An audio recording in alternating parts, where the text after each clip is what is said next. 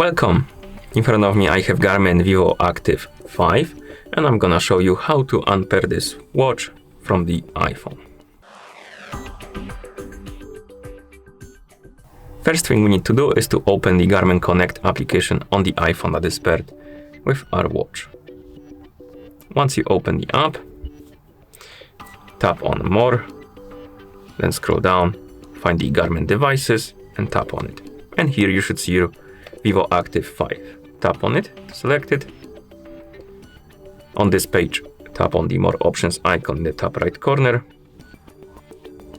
Then tap on Remove Device and tap on Yes to confirm.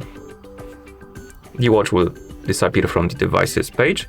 Now we can close the app.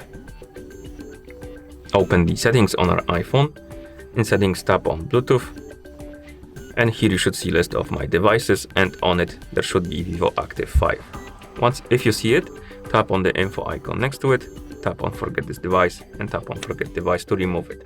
And once you remove it, you can close the settings, and at this point the watch is unpaired from your iPhone.